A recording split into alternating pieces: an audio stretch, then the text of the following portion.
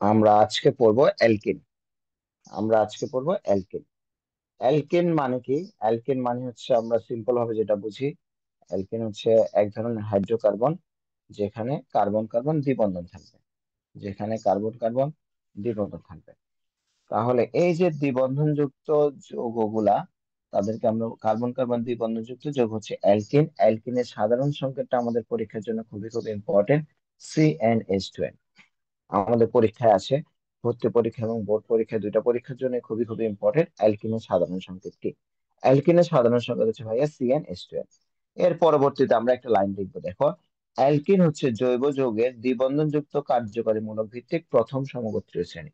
তাহলে দ্বিবন্ধন যুক্ত কার্যকরী মূলক ভিত্তিক প্রথম সমগোত্রীয় শ্রেণীর নাম কি? প্রথম সমগোত্রীয় শ্রেণীর নাম হচ্ছে অ্যালকিন। দ্বিবন্ধনযুক্ত কার্যকারী মূলক ভিত্তিক প্রথম সমগোত্রীয় শ্রেণীর নাম হচ্ছে অ্যালকিন।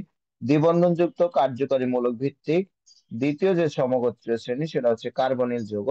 তার মানে কার্বনিল মূলক সেটা কোথায় আছে? অ্যালডিহাইডে আছে এবং কিটোনে আছে। তাহলে দ্বিবন্ধনযুক্ত কার্যকারী মূলক ভিত্তিক প্রথম সমগোত্রীয় শ্রেণীর নাম হচ্ছে অ্যালকিন, এবং দ্বিবন্ধনযুক্ত দ্বিতীয় কার্যকারী মূলক হচ্ছে কার্বনিল মূলক, যেটা কোথায় পাবো আমরা? অ্যালডিহাইড এবং কিটোনে পাবো। এই দুইটা লাইন আমাদের পরীক্ষার জন্য খুবই খুবই ইম্পর্টেন্ট। এরপর একটা লাইন লেখা আছে, দেখো, অ্যালকিনে পাই বন্ধনে ইলেকট্রোফিলিক সংযোজন ঘটে, আর কার্বনিল মূলকের পাই বন্ধনে নিউক্লিওফিলিক সংযোজন বিক্রিয়া ঘটে। অ্যালকিনে কোন ধরনের সমানতা সম্ভব? অবস্থান সমানতা এবং জ্যামিতিক সমানতা সম্ভব। তারপরে লাইনটা দেখো, এই লাইনটা ইম্পর্টেন্ট। অ্যালকিনের কোন কোন সদস্যগুলা তরল? প্রথম তিনটা, C2, C3, C4, এই তিনটা হচ্ছে তরল। C5 থেকে গ্যাস, আর C5 থেকে C15 পর্যন্ত সদস্যগুলো হচ্ছে তরল, এবং C16 থেকে শুরু করে অন্য সদস্য সমূহ হচ্ছে কঠিন।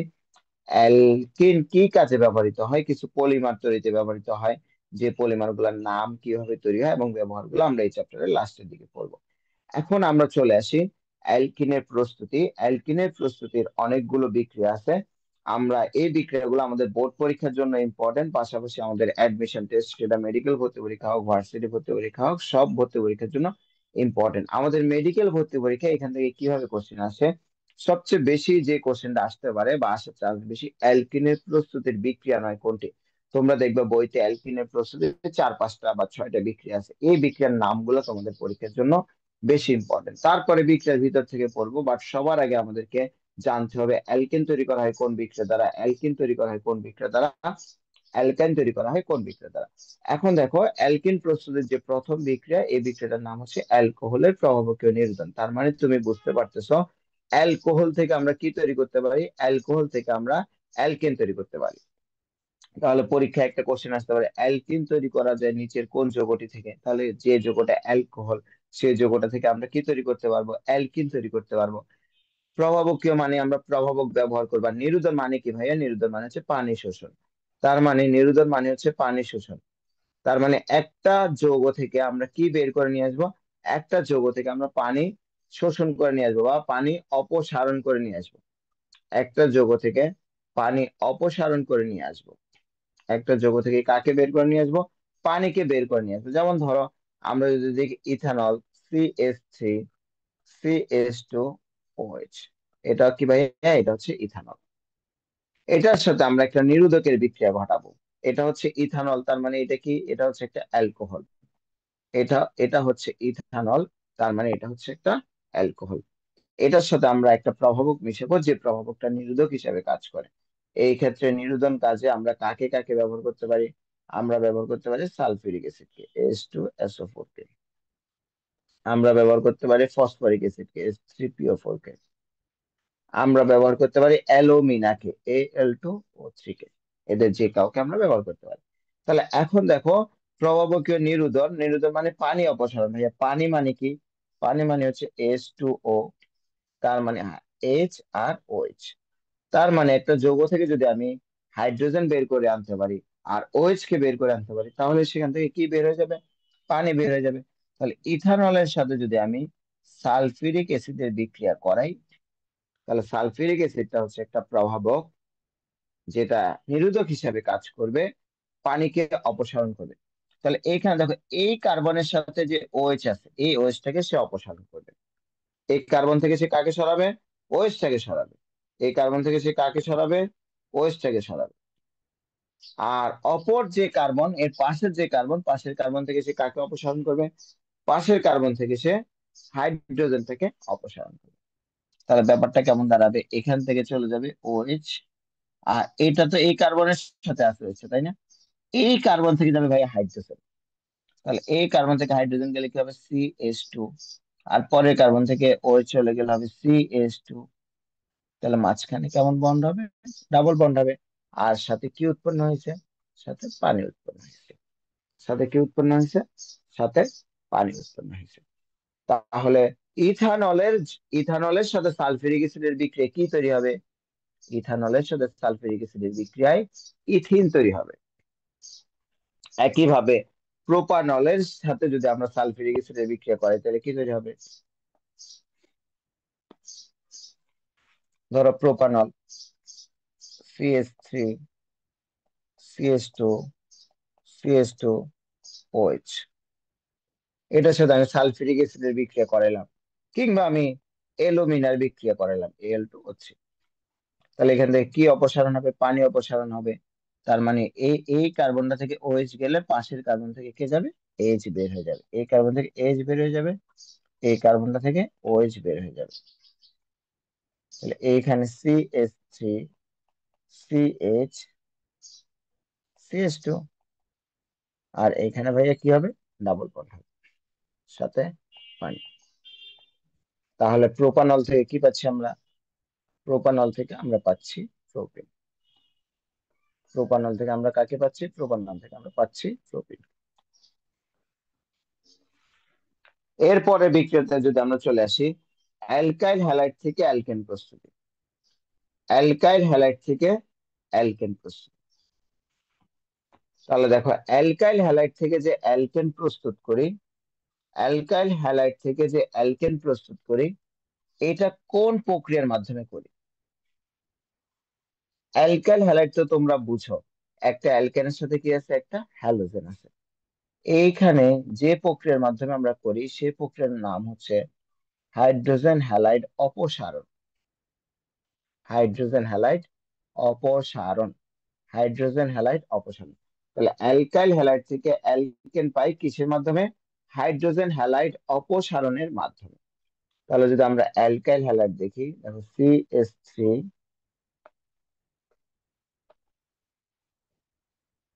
CH3, CH2, CH2, bromide. এই যৌগটার নাম কি? এই যৌগটার নাম হচ্ছে প্রোপাইল ব্রোমাইড। Propyl bromide. এটা থেকে আমরা, এই যৌগটা থেকে আমরা কি পাবো? এই যৌগটা থেকে আমরা পাবো হচ্ছে অ্যালকেন, মানে কার্বন কার্বন দ্বিবন্ধন।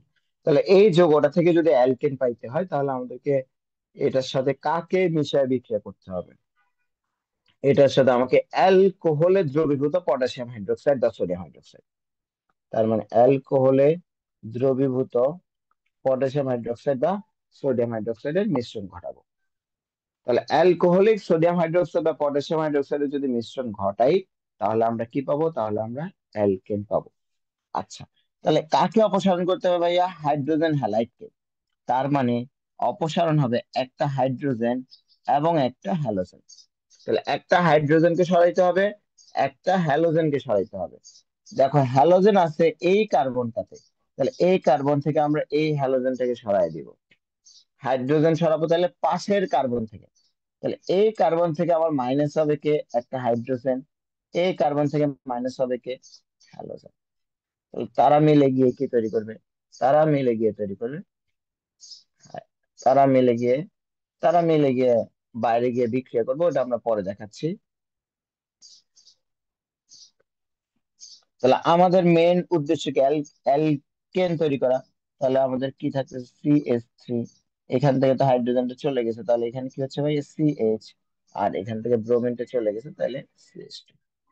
এখানে কোন বন্ড? এখানে ডাবল বন্ড। এখানে হচ্ছে ডাবল বন্ড। তাহলে এটা হচ্ছে এক ধরনের অ্যালকেন, এটা হচ্ছে এক ধরনের অ্যালকেন। আর আমরা এখানে কাকে ব্যবহার করছি ভাইয়া? পটাশিয়াম হাইড্রোক্সাইড কে ব্যবহার করছি না? তাহলে এই যে আমাদের হ্যালোজেনটা বের হয়ে আসছে, সে এসে বিক্রিয়া করবে এই পটাশিয়ামের সাথে, পটাশিয়াম ব্রোমাইড। আর কে বের হয়েছে? আর বের হচ্ছে হাইড্রোজেন। এই হাইড্রোজেনটা এখানকার OH এর সাথে বিক্রিয়া করবে। হাইড্রোজেন আর OH বিক্রিয়া করলে কি হবে? পানি হবে। তাহলে বুঝতে পারছি, তাহলে অ্যালকাইল হ্যালাইড থেকে অ্যালকেন পাই কোন বিক্রিয়ার মাধ্যমে? হাইড্রোজেন হ্যালাইড অপসারণ বিক্রিয়ার মাধ্যমে। একটা কার্বন থেকে হ্যালোজেন বের হয়ে যাবে, আরেকটা কার্বন থেকে হাইড্রোজেন বের হয়ে যাবে। ফলে এইখানে যে হাতগুলা খালি হয়ে যাবে, তার জন্য এখানে একটা ডাবল বন্ড বসিয়েছি আমরা, ডাবল বন্ড। আর এই বিক্রিয়ার জন্য আমরা কাকে ব্যবহার করছি? অ্যালকোহলীয় পটাশিয়াম হাইড্রোক্সাইড। তাহলে হাইড্রোক্সাইডের ওএইচটা হাইড্রোজেনের সাথে মিলে, তারা দুইজন মিলে কি হয়ে গেছে? পানি হয়ে গেছে। আর পটাশিয়ামের সাথে ব্রোমিনটা মিলে কি হয়ে গেছে? পটাশিয়ামের সাথে ব্রোমিনটা মিলে পটাশিয়াম ব্রোমাইড হয়ে গেছে।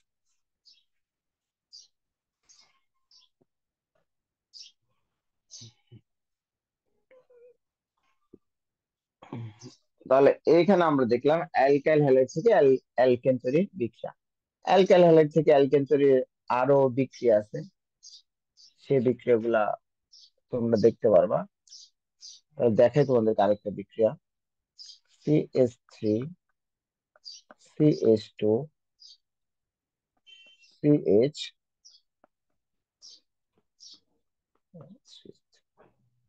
এখানে আমরা অ্যালকোহলীয় সোডিয়াম হাইড্রোক্সাইড যুক্ত করছি।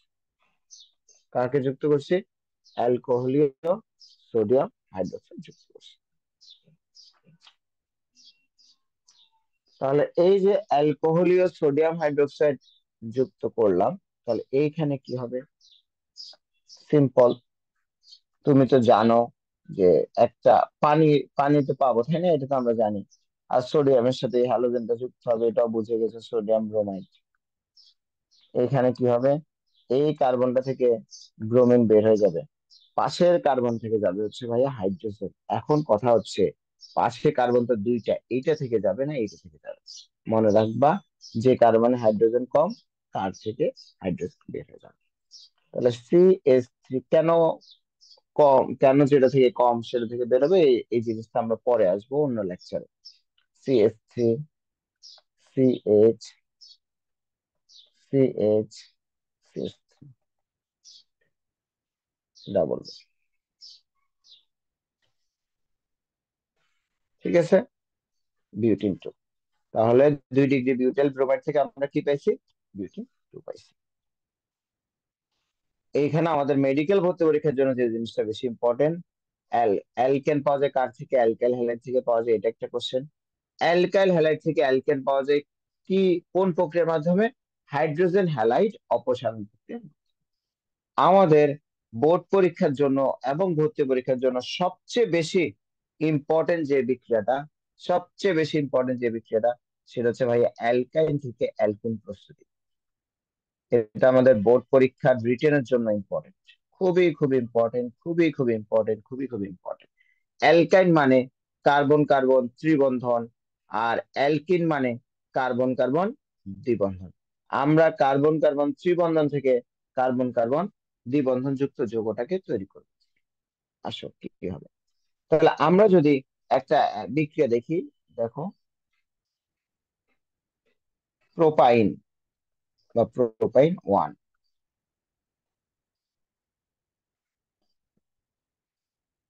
এইখানে কোন প্রক্রিয়ার মাধ্যমে অ্যালকাইন থেকে অ্যালকিন পাওয়া ভাইয়া? সেটা হচ্ছে আংশিক হাইড্রোজেন সংযোজন।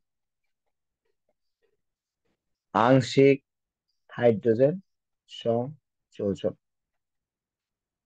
আংশিক হাইড্রোজেন সংযোজন। আংশিক হাইড্রোজেন সংযোজন কথাটার মানে কি? তোমরা আগের দিন দেখছিলা অ্যালকেনের বিক্রিয়ার মধ্যে, দেখছিলা অ্যালকাইন থেকে অ্যালকেন পাইতে হইলে প্লাটিনাম অথবা নিকেল ব্যবহার করি, সাথে 150 থেকে 200 বা 150 থেকে 80 ডিগ্রি সেলসিয়াস তাপমাত্রা দিলে ত্রিবন্ধন বা দ্বিবন্ধন যাই থাকুক, সেটা ভেঙে গিয়ে সরাসরি কিসে পরিণত হয়? একক বন্ধনে। এবং তোমাদেরকে একটা কথা বলছি, ত্রিবন্ধন সরাসরি একক বন্ধনে পরিণত হয়, ত্রিবন্ধনকে আমরা দ্বিবন্ধনে কনভার্ট করতে পারি না। বাট আমরা তো সব সময় যে অ্যালকাইন থেকে অ্যালকেন তৈরি করব তা না, আমাদের তো অ্যালকাইন থেকে অ্যালকিন তৈরি করার প্রয়োজন হইতে পারে। তখন সেই ক্ষেত্রে আমরা কি করব? 1 নম্বর কথা, সেই ক্ষেত্রে আমাদের প্লাটিনাম নিকেল 150 থেকে 180 ওই প্রভাবক, ওই তাপমাত্রা দিলে আমাদের কাজ হবে না, আমাদেরকে অন্য প্রভাবক দিতে হবে। সেই প্রভাবক হিসেবে আমরা কাকে ব্যবহার করি? প্যালাডিয়ামকে ব্যবহার করি। এখন দেখো, শুধুমাত্র প্যালাডিয়ামকে যদি আমরা প্রভাবক হিসেবে ব্যবহার করি, তাহলে বিক্রিয়াটা খুব দ্রুত হয়ে যায়। দেখা গেছে বিক্রিয়াটা এতটাই এতটাই দ্রুত হয়, হাইড্রোজেন সাথে সাথে সংযুক্ত হয়ে অ্যালকাইন থেকে অ্যালকিন না হয় ডিরেক্ট অ্যালকিন হয়ে যায়। তাহলে আমাদেরকে তার জন্য কি করা লাগে? প্যালাডিয়ামের যে প্রভাবন ক্ষমতা, এটাকে কিছুটা হ্রাস করা লাগে। এইটাকে হ্রাস করার জন্য প্রভাবক বিষ হিসেবে আমরা ব্যবহার করি বেরিয়াম সালফেটকে।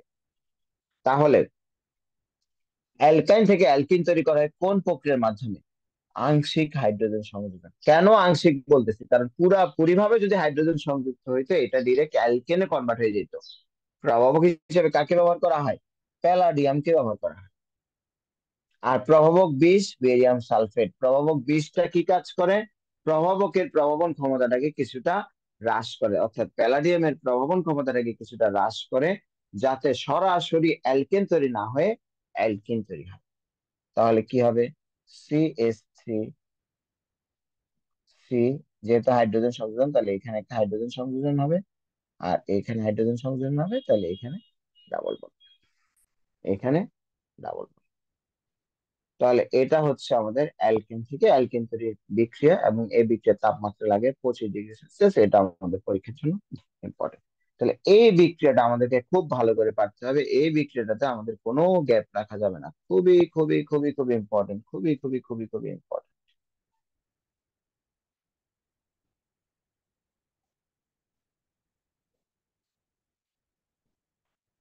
এরপর আমরা চলে আসবো অ্যালকিন শনাক্তকরণ। অ্যালকিন শনাক্তকরণের যে পরীক্ষা আছে, এই দুইটা দুইটা পরীক্ষা আছে ভাইয়া। দুইটা পরীক্ষার একটার নাম হচ্ছে ব্রোমিন দ্রবণ পরীক্ষা। এই ব্রোমিন দ্রবণ পরীক্ষায় কি করা হয়? ব্রোমিন দ্রবণের সাথে ব্রোমিনের সাথে ব্রোমিনের সাথে কার্বন টেট্রাক্লোরাইড যুক্ত করা হয়। ব্রোমিনের সাথে কার্বন টেট্রাক্লোরাইড যুক্ত করা হয়। এবং এই যে ব্রোমিন দ্রবণ, এই ব্রোমিন দ্রবণটা হচ্ছে লাল। এই ব্রোমিন দ্রবণটা হচ্ছে লাল। আরেকটা পরীক্ষা আছে বেয়ার পরীক্ষা। আরেকটা পরীক্ষা আছে বেয়ার পরীক্ষা। এই বেয়ার পরীক্ষায় কাকে ব্যবহার করা হয়? এই বেয়ার পরীক্ষায় ব্যবহার করা হয় ক্ষারীয় পটাশিয়াম পারম্যাঙ্গানেট। বেয়ার পরীক্ষায় কাকে ব্যবহার করা হয়? ক্ষারীয় পটাশিয়াম পারম্যাঙ্গানেট। যে ক্ষারীয় পটাশিয়াম পারম্যাঙ্গানেটের বর্ণ হচ্ছে গোলাপি। ক্ষারীয় পটাশিয়াম পারম্যাঙ্গানেটের বর্ণ কি? গোলাপি। তাহলে অ্যালকিন শনাক্তকরণে আমরা দুইটা দ্রবণ ব্যবহার করি। একটা দ্রবণের নাম ব্রোমিন দ্রবণ পরীক্ষা, আরেকটা পরীক্ষার নাম হচ্ছে বেয়ার পরীক্ষা। বেয়ার পরীক্ষায় কিসের দ্রবণ থাকে? ক্ষারীয় পটাশিয়াম পারম্যাঙ্গানেটের দ্রবণ থাকে, যার বর্ণ হচ্ছে গোলাপি। তাহলে ভাই অ্যালকিন শনাক্তকরণ, আসলে এই দুইটা পরীক্ষা দিয়ে আমরা অ্যালকিন শনাক্ত করি, ব্যাপারটা সত্য। বাট আরো ব্রড অ্যাঙ্গেল চিন্তা করলে এটা দিয়ে আমরা অসম্পৃক্ততা পরীক্ষা করি। অসম্পৃক্ততা পরীক্ষায় এই দুইটা দ্রবণ ব্যবহার করা। অসম্পৃক্ততা পরীক্ষা মানে কি? কার্বন কার্বন দ্বিবন্ধন অথবা কার্বন কার্বন ত্রিবন্ধন থাকলে সেই সমস্ত যৌগকে আমরা বলি অসম্পৃক্ত যৌগ। অর্থাৎ এই দুইটা পরীক্ষা দ্বারা আমরা অ্যালকিনকে তো শনাক্ত করতে পারি, অ্যালকাইনকেও শনাক্তকরণ করতে পারি। অ্যালকিন এবং অ্যালকাইন দুইটা যৌগকে আমরা শনাক্তকরণ করতে পারি।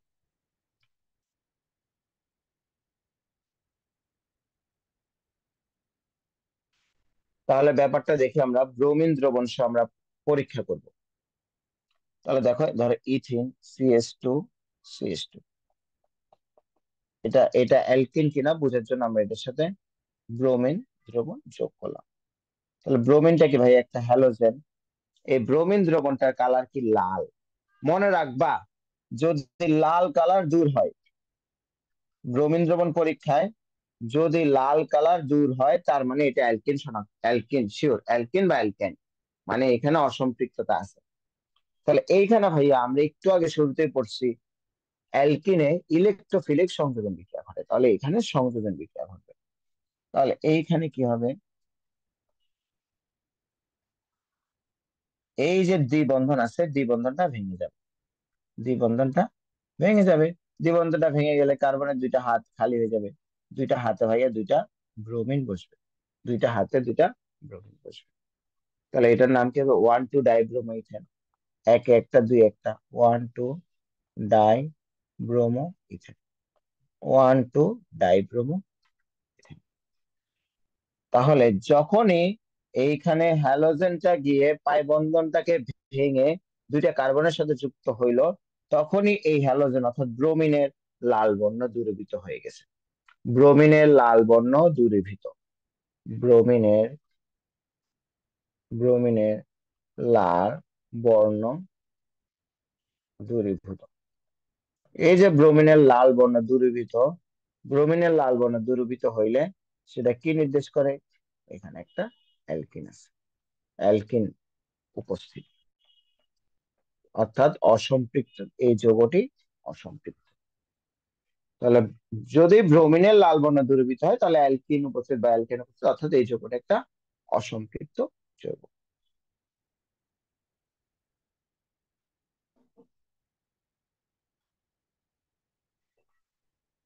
আরেকটা পরীক্ষা আছে, আমরা একটু আগে বলছি বেয়ার পরীক্ষা।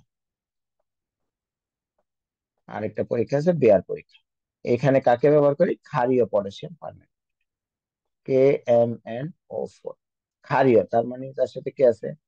পটাশিয়াম হাইড্রোক্সাইড আছে। তার সাথে কি আছে? পটাশিয়াম হাইড্রোক্সাইড আছে। তাহলে এই একটা বিক্রিয়াতে ধরে আমরা ইথিন দিয়ে আবার বিক্রিয়াতে দেখি ইথিন। এখানে আমরা কাকে ব্যবহার করবো ভাইয়া? এখানে আমরা প্রভাবক হিসেবে ব্যবহার করব ক্ষারীয় পটাশিয়াম পারম্যাঙ্গানেট। যে পটাশিয়াম পারম্যাঙ্গানেটের কালার কি? পটাশিয়াম পারম্যাঙ্গানেটের কালার হচ্ছে গোলাপি। কোন কোন বইতে বেগুনি দেওয়া আছে, তাহলে পরীক্ষায় গোলাপি না থাকলে বেগুনি অপশনটা কাউন্ট করবো। এই যে দেখো পটাশিয়াম পারম্যাঙ্গানেট আর KOH, তাহলে এরা দুইজন মিলে বিক্রিয়া করবে, পটাশিয়াম পারম্যাঙ্গানেট আর KOH। এদের বিক্রিয়ার ফলে তৈরি হবে K2MnO4। তারপরে তৈরি হবে পানি এবং অক্সিজেন। পানি ও অক্সিজেন, জায়মান অক্সিজেন। পানি এবং জায়মান অক্সিজেন। এই জায়মান অক্সিজেনটা কি করবে? এই জায়মান অক্সিজেনটা কি করবে? এই জায়মান অক্সিজেনটা হচ্ছে এইটাকে অর্থাৎ ইথিনকে জারিত করবে, ইথিনকে জারিত করবে। আর সে নিজে কি হবে? সে নিজে হচ্ছে বিজারিত হবে। তাহলে অর্থাৎ পটাশিয়াম পারম্যাঙ্গানেট কি করতেছে? ইথিনটাকে জারিত করতেছে। ইথিনটাকে জারিত করলে, ইথিনটাকে জারিত করে ইথিলিন গ্লাইকলে কনভার্ট করবে। কিসে কনভার্ট করবে? Ethylene glycol. ব্যাপারটা একটু আমরা দেখি। দেখো এখানে ভাইয়া পানি আছে আর জায়মান অক্সিজেন আছে। এটাকে যদি আমরা একটু ভেঙে লিখি, তাই না? এরকম না ওরা দুইজন মিলে HO অর্থাৎ পারক্সাইড তৈরি হবে। পারক্সাইড তৈরি হওয়ার পর ওদের মধ্যে লাইসিস হবে, দুইটা অংশ আলাদা হয়ে যাবে, OH। এই দুইটা অংশ আলাদা হয়ে এইখানে গিয়ে সংযুক্ত হবে, অর্থাৎ দ্বিবন্ধনটা ভেঙে যাবে, দ্বিবন্ধনটা ভেঙে যাবে, দ্বিবন্ধনটা ভেঙে যাবে। এর ফলে কি তৈরি হলো? এর ফলে তৈরি হলো ইথিলিন গ্লাইকল। ইথিলিন গ্লাইকল এই পরীক্ষাগুলো আমাদের রিটেনেও আসে বোর্ড পরীক্ষায়, আর পাশাপাশি অ্যাডমিশন টেস্টে তো আসে। অ্যাডমিশন টেস্টে তার বিক্রিয়া লিখতে দেয় না, অ্যাডমিশন টেস্টে তোমাকে দিবে ইথিনকে শনাক্তকরণ করা হয় কোন পরীক্ষার সাহায্যে? বেয়ার পরীক্ষার সাহায্যে। বেয়ার পরীক্ষায় কিসের দ্রবণ ব্যবহার করা হয়? ক্ষারীয় পটাশিয়াম পারম্যাঙ্গানেট। ক্ষারীয় পটাশিয়াম পারম্যাঙ্গানেটের বর্ণ কি? গোলাপি। অসম্পৃক্ত যৌগ যোগের ক্ষেত্রে কি হবে? অসম্পৃক্ত যোগের ক্ষেত্রে গোলাপি বর্ণ দূর হয়ে যাবে। তাহলে এই যে গোলাপি বর্ণ, এই গোলাপি বর্ণ যদি দূর হয়, গোলাপি বর্ণ দূরীভূত হলে, দূরীভূত হলে অসম্পৃক্ততা নির্দেশ করে। গোলাপি বর্ণ দূর হয়ে গেলে তা কি নির্দেশ করে? অসম্পৃক্ততা নির্দেশ করে। এবার আমরা একটু চলে আসি আমাদের বইতে। আমরা যদি একটু বইটা দাগানোর চেষ্টা করি, যদিও আমি যে কথাগুলো পড়াইছি তোমরা ওই কথাগুলাই বইতে দাগিয়ে নিতে পারবা। তাই একটু দেখাই যে দেখো অ্যালকিনের প্রস্তুতি যে বিক্রিয়াগুলো আছে, বিক্রিয়ার নামগুলো লাগবে। অ্যালকোহলের প্রভাবকীয় নিরোধনে এখানে অ্যালোডিনের কথা বলা হয়েছে, তাপমাত্রার কথা বলা হয়েছে 350 থেকে 400। আমরা বলছি প্রভাবক হিসেবে আমরা কাকে কাকে আরো কাকে কাকে ইউজ করতে পারি, সালফিউরিক অ্যাসিডকে ইউজ করতে পারি, ফসফরিক অ্যাসিডকে আমরা ইউজ করতে পারি অ্যালকোহলের প্রভাবকীয় নিরুদনের ক্ষেত্রে। তাহলে আমরা phosphoric acid, sulphuric acid, aluminium, এই তিনটার নাম মনে রাখবো। H2SO4, H3PO4, আরেকটা হচ্ছে অ্যালুমিনিয়াম, Al2O3, এদেরকে আমরা নিরোধক হিসেবে ব্যবহার করতে পারি। এখানে একটা লাইন লেখা আছে, লাইনটা ইম্পর্টেন্ট। গাঢ় সালফিউরিক অ্যাসিডকে যদি আমরা ব্যবহার করি 160 থেকে 70 ডিগ্রি সেলসিয়াস তাপমাত্রা উত্তপ্ত করলে প্রথমে 100 ডিগ্রি সেলসিয়াস তাপমাত্রা ইথাইল হাইড্রোজেন সালফেট আর 160 ডিগ্রি সেলসিয়াস তাপমাত্রা ইথিলিন গ্যাস তৈরি হয়। এই টেম্পারেচারটা আমাদের পরীক্ষার জন্য লাগবে, এই দুটো টেম্পারেচার একটু দেখে রাখবো। আরেকটা প্রক্রিয়া আছে, পেট্রোলিয়াম থেকে অ্যালকিন পাওয়া যায়, এক্ষেত্রে প্রভাবক হিসেবে কাকে ব্যবহার করা হয়? Al2O3, Cr2O3, এবং তাপমাত্রা কত? 500 ডিগ্রি সেলসিয়াস। এরপরে যে প্রক্রিয়াটা আছে, এই প্রক্রিয়াটা হচ্ছে অ্যালকাইল হ্যালাইড বা হ্যালো অ্যালকেন থেকে কোন প্রক্রিয়ার মাধ্যমে অ্যালকেন তৈরি করা হয়? হাইড্রোজেন হ্যালাইড অপসারণ দ্বারা। হাইড্রোজেন হ্যালাইড অপসারণ দ্বারা, এটার ডিটেলস তোমাদেরকে পড়াইছি। আর এটা তো বলছি, এটা সবচেয়ে বেশি ইম্পর্টেন্ট বিক্রিয়া। অ্যালকাইল থেকে অ্যালকেন পাওয়ার যে বিক্রিয়া, এক্ষেত্রে প্রভাবক হিসেবে কাকে ব্যবহার করা হয়? প্যালাডিয়াম। প্রভাবক 20, বেরিয়াম সালফেট, তাপমাত্রা কত? 25 ডিগ্রি সেলসিয়াস। এই ক্ষেত্রে আমরা অ্যালকাইল থেকে অ্যালকিন পাই। কোন ধরনের বিক্রিয়াটা? আংশিক হাইড্রোজেন সংযোজন বিক্রিয়া। অ্যালকেনের শনাক্তকারী পরীক্ষা সবার লাস্টে বলছি, যা যা বলছি ওইটা ওইটা মনে রাখবা। সাথে এটা একবার রিডিং দিয়ে দিবে, দুইটা পরীক্ষার নাম, বেয়ার পরীক্ষা এবং ব্রোমিন দ্রবণ পরীক্ষা। ব্রোমিন দ্রবণ তৈরি করতে ব্রোমিনকে কার সাথে মিশানো হয়? কার্বন টেট্রাক্লোরাইডের সাথে দ্রবীভূত করে তৈরি করা হয়। যদি ব্রোমিনের লাল বর্ণ দূর হয়ে যায় তাহলে সেটা পাই বন্ধনের উপস্থিতি নির্দেশ করে। আর বেয়ার পরীক্ষায় ক্ষারীয় পটাশিয়াম পারম্যাঙ্গানেট, যার বর্ণ গোলাপি, গোলাপি বর্ণ দূর হলে সেটা কাকে নির্দেশ করে? অ্যালকিনকে নির্দেশ করে। এখানে একটা এমসিকিউ আছে, অ্যালকিনের নিশ্চিতকরণ পরীক্ষা কোনটি? ব্রোমিন দ্রবণ পরীক্ষা। নিচে দেখো, ইথিন ও ইথাইন উভয় বিক্রিয়া করে নিম্নের কোন বিকারকের সাথে? আমরা একটু আগে এখানে বলছি, এই যে এই যে দুইটা পরীক্ষা আছে, ব্রোমিন দ্রবণ পরীক্ষা এবং বেয়ার পরীক্ষা, এই দুইটা পরীক্ষা দিয়ে আমরা কাকে কাকে শনাক্ত করি? আমরা অসম্পৃক্ততা শনাক্ত করি, অর্থাৎ দ্বিবন্ধন এবং ত্রিবন্ধন। তার মানে ইথিন ও ইথাইন দেখো, এই দুইটাই হচ্ছে অসম্পৃক্ত যৌগ। এই দুটোই হচ্ছে ভাই কোন ধরনের যৌগ? এই দুটো হচ্ছে অসম্পৃক্ত যৌগ। এই দুটোই অসম্পৃক্ত যৌগ হওয়ার কারণে এদেরকে আমরা শনাক্ত করতে পারি কাকে দিয়ে? ব্রোমিন দ্রবণ পরীক্ষার সাহায্যে শনাক্তকরণ করতে পারি। নিম্নের কোন নিরোধকের প্রভাবে 160 ডিগ্রি সেলসিয়াস তাপমাত্রায় ইথানল হতে অসম্পৃক্ত যৌগ ইথিলিন তৈরি করা হয়? একটু আগে আমরা দেখছি সালফিউরিক অ্যাসিড। এটা মেডিকেল ভর্তি পরীক্ষা 2011-12 ছিল। অ্যালকিনের সাধারণ সংকেত কোনটি? বোর্ড পরীক্ষা ছিল, এটা আমরা শুরুতে বলছি। অ্যালকিনের সাধারণ সংকেত হচ্ছে CnH12। কোন যৌগটি পটাশিয়াম পারম্যাঙ্গানেটের সাথে বিক্রিয়া করে না? মানে অসম্পৃক্ততার পরীক্ষা দেয় না, তার মানে যেটা সম্পৃক্ত। তাহলে দেখো এখানে যে এ নাম্বার অপশনটা আছে, C2H6, C2H6, তাহলে C2H6, তার মানে এটা সংকেত কি? এটা হচ্ছে CH3, CH3। তার মানে এটা কি ভাই? এটা একটা অ্যালকেন। তার মানে এটা এটা সাধারণ সংকেত CnH2n+2। তার মানে অ্যালকেন হচ্ছে কি? সম্পৃক্ত। অ্যালকেন হচ্ছে সম্পৃক্ত। তার মানে এটা হচ্ছে পটাশিয়াম পারম্যাঙ্গানেটের সাথে বিক্রিয়া করে না। বাকি তিনটাই দেখো এখানে অসম্পৃক্ততা আছে। ইথাইল অ্যালকোহলকে গাঢ় সালফিউরিক অ্যাসিড সহ উত্তপ্ত করলে কোনটি তৈরি হয়? এটা ঢাকা ভার্সিটি ভর্তি পরীক্ষায় আসছে 2016-17 সাল। তাহলে এটা আমরা পড়ছি, অ্যালকোহলের প্রভাবীয় নিরোধন। ইথাইল অ্যালকোহলের সাথে গাঢ় সালফিউরিক অ্যাসিডের বিক্রিয়া, তাহলে গাঢ় সালফিউরিক অ্যাসিডটা কি নিরোধক? পানি অপসারণ হয়ে যাবে। তাহলে কি তৈরি হবে? ইথিন তৈরি হবে, CnH2n। তাহলে আমাদের আজকের ক্লাস এ পর্যন্ত।